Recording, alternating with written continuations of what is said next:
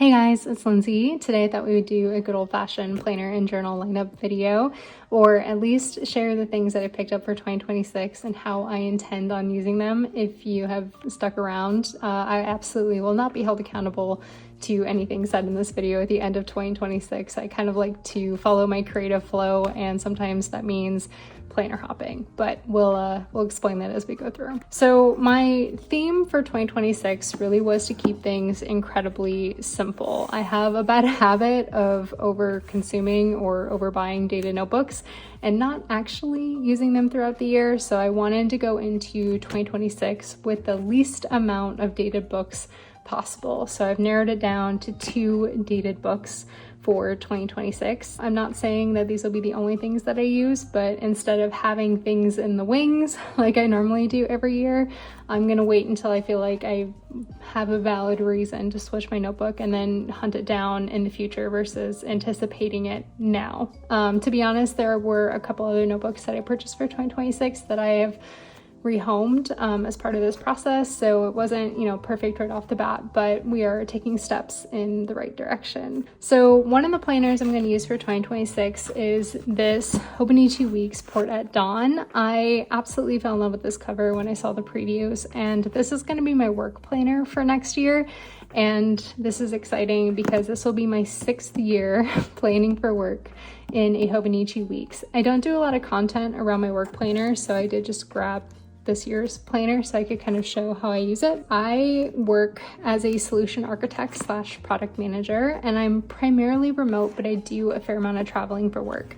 So this is the planner that I like to use for my 9 to 5 job. I draw in vertical weekly spreads, and I just use it as a running to-do list throughout the week. I don't reach for it every day. I don't reach for it every week. And to be honest, 9 times out of 10, this is mostly just used for me to get my head on straight. So if I'm feeling a little bit overwhelmed, I typically need to reach for paper and just download tasks that are floating around in my brain so I can figure out what it is that I want to do next. Because if I am really busy, I can have a little bit of analysis paralysis, and most of the time I don't even go back and check off the things on the to-do list, but I can't imagine not having this for work. I really like the Hobonichi Weeks because it's very portable and lightweight, which makes traveling with it really easy. And when I do travel, I'm a mix between an industrial plant environment or my corporate office, and this fits into my back pocket when I'm walking from building to building or room to room, or even just different areas in my house that I like to work. So it's a planner that I don't use every day, but I can't imagine going into the new year without one, and I'm really excited to have this really pretty cover for 2026. Okay, so let me explain these two really quickly because they more or less will be interchangeable. I am not a one planner person from the perspective of I pick one planner and that's the only thing I use throughout the entire year. I wish I could be that person, but I enjoy this too much to consider changing my ways, I guess. But I am a one planner person from the perspective of I want to be able to grab my planner and go for 3 weeks without needing to rely on my other planner. So they're both kind of standalone systems and will be used that way throughout 2026. But this year, going into next year, I did a little bit of a review, and I really wanted to only bring things into next year that I felt like I could comfortably use for at least 4 months out of the year, because I tend to make big switches every 3 months. So I'm trying to stretch myself a little bit. I didn't want to go into the year with something I didn't think I'd use for more than a quarter. So going through what worked really well for me in 2025, that would be the Hobonichi Weeks Mega and my pocket rings. There's definitely more things I use this year and some notebook experiments that I really enjoyed, but these two have kind of stood the test of time, and I felt like definitely I would miss if I didn't carry forward into 2026. So let's talk about rings here. My pocket rings is going to kind of represent rings in general, because I'm not necessarily going to limit myself to only pocket size, for example, although if I could only have one size, it would be pocket size. So if I want to move up to personal, Franklin Covey Compact, or all the way down to mini, I definitely could do that because I have the supplies and I do print, cut, and design design all of my own inserts. So other than paper and ink, it's a pretty low cost change for me to switch that up. So I really like pocket rings when life has thrown a lot at me. I feel like I'm really organized and really productive in rings, along with it kind of scratches this like functional productivity itch because I do design my own inserts. I like that I can group information together and neatly order it behind dividers. I can take things away or add them back to my planner just kind of as and when I need. I can group all of my habit trackers together, which is, I think, the key to my productivity success. I stay really organized behind divider number 2, but I do journal in here, and it makes a really great creative outlet as well. I like that I can choose my paper. My paper of choice right now is MD cream paper, which is just my absolute favorite, and because I am designing the inserts myself too, it's sort of like optimized for how my brain works. I really love the portability of pocket size too. That is one thing you may notice that my planners tend to be on the smaller side, and that is because I do travel a lot and I do take my planners with me pretty much everywhere. Like for my personal life, I'm fully analog, so it's either on my monthly calendar or I'm totally going to forget it. Also, printing is a little bit faster for pocket size because I get 4 pages per sheet of paper. The cutting and punching is about the same no matter what size you are in. So I will probably start the year off in pocket, and pocket by far was my most used ring size in 2025. And I anticipate it probably being another one that I use a lot for 2026.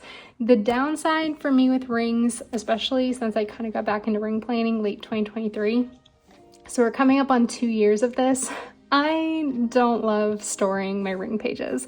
I really love creating them, and I really like flipping through them. I'm currently storing my inserts in Franklin Covey storage binders. I can put some information in that down below, but while it does kind of meet my basic needs of being able to flip through the pages and being able to fit a year's worth of pages in one box, I just don't reach for them to flip through them like I would previous years' Hobonichi Cousins, Hobonichi Weeks, or any bound book in general.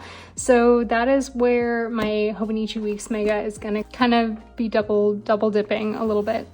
So I love the Hobonichi Weeks. I kind of affectionately refer to this as my emotional support planner, and I do hybrid bullet journal in this. I've got a lot of content around the Hobonichi Weeks on my YouTube channel.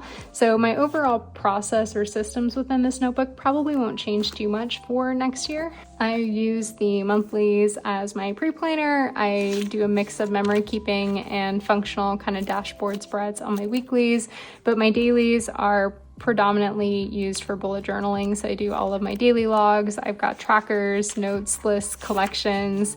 Anything I want to keep is kind of in these back pages. It's sort of a light version of memory keeping. I don't do a whole lot of journaling, but just a little bit of journaling in the notebook itself.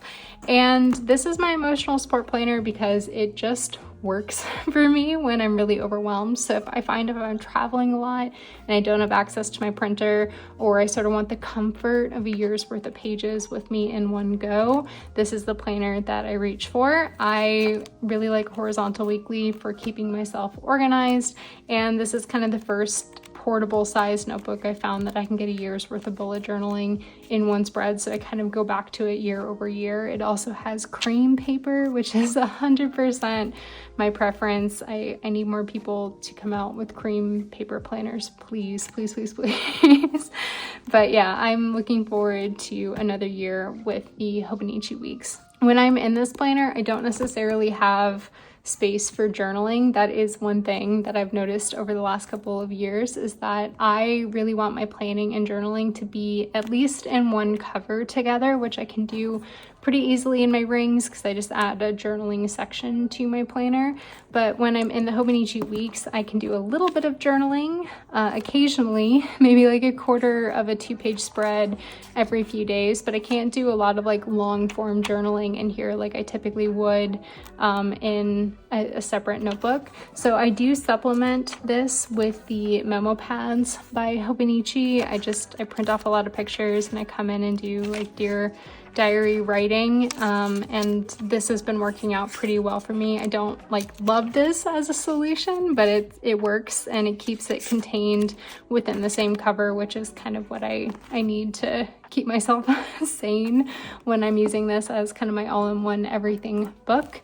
But this is also going to serve as my functional archive for 2026. So really what that means is if I do like an important piece of research for something for our home, like maybe we're getting quotes from contractors, and I do a lot of research and I take a lot of notes, and next year maybe I want to go back and find those notes or look through those quotes, that type of information I would want to transfer into my Hobonichi week so that it can be my single bound book that I feel obligated to keep at the end of the year.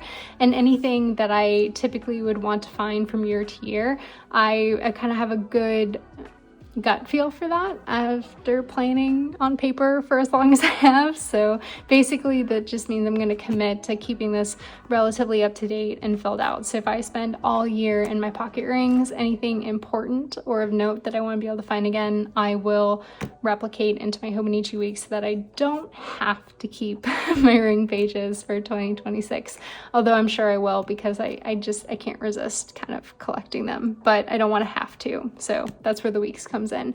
So I don't necessarily use these at the same time, like one is a journal and one is a planner. They're both standalone. They do the exact same function. It just, depending on what I'm feeling throughout the year, I will use one and then the other.